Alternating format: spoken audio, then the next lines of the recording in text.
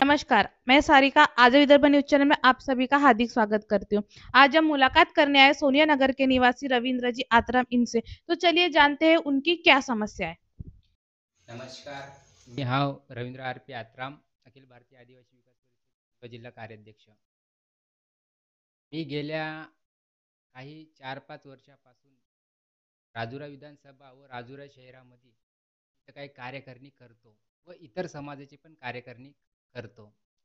आणि जेव्हा की माझ्याकडे राजुरा शहराचे शेजारपाजारचे गावाकडचे बेरोजगार व्यक्ती येऊन मला बोलले की दादा इथं फलानी अशी कंपनी येऊन आहे तर इथं आम्हाला रोजगार पाहिजे. तर याकरता आणि मी जे आता नवीन आमदार झालते देवराव दादा भोंगळे, मी यांच्याकडे गेलो होतो. यांच्याकडे गेल्यानंतर यांनी मला असे बोलले की तू एक काँग्रेसचा कार्यकर्ता आहे. जेव्हा की मी काँग्रेसचा कार्यकर्ता नाही आहो, ना काँग्रेसचा ना बीजेपीचा. तर यांनी मला असे शब्द का वापरलं की तू काँग्रेसचा कार्यकर्ता आहे म्हणून. आणि त्यांनी बोलले तर मला तर बोलले आणि माझ्यासकट ज्या पोरांनी कोणत्या पार्टीमध्ये नाही राहिलं, कुठं नाही राहिलं, त्यांना पण हाच बोलले, की हे पण काँग्रेसचे कार्यकर्ते आहे. आणि जेव्हा की दादा निवडून यायच्या आधी आमच्या वार्डात येऊन आम्हाला एक आश्वासन दिलं होतं, की जेवढे पण बेरोजगार आहे, त्यांना आम्ही रोजगार देऊ व कंपन्यामध्ये कामाला लावू. जेव्हा की एवढे शब्द देऊन आम्ही त्यांच्याकडे गेलं, तर आम्हाला असे बोलले, की तुम्ही काँग्रेसचे कार्यकर्ता आहे. जेव्हा का आम्ही काँग्रेसचे कार्यकर्ता आहोत नाही, तर आम्हाला असे बोलले. दादांनी शपथ घ्यायच्या पहिलेच असं आम्हाला बोलू राहिले. तर शपथ घेतल्यानंतर पुढं अजून काय होणार? आणि आम्ही जे विचार केलेला आहे, जे आमदार निवडून दिलेलं आहे, हे आम्ही चुकीचं तर आमदार निवडून दिलं नाही. आताच दादा असे बोलू राहिले आम्हाला.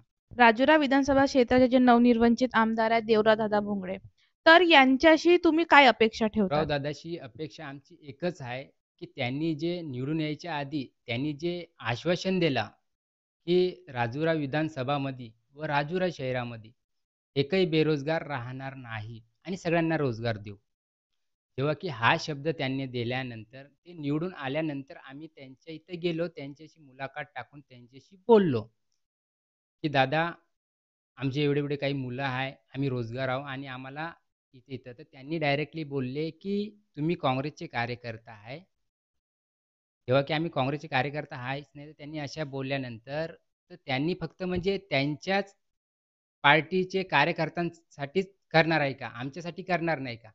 जेव्हा की ते राजुरा विधानसभाचे व राजुरा विधानसभाचे राजुरा विधानसभाचे आमदार हे राजुरा विधानसभाचे जनतेचे आमदार आहे, ना की त्यांच्या कार्यकर्त्याचे आमदार नाही आहे. जर का असेल तर आम जनता व बेरोजगार हे कोणाकडे मदत मागणार?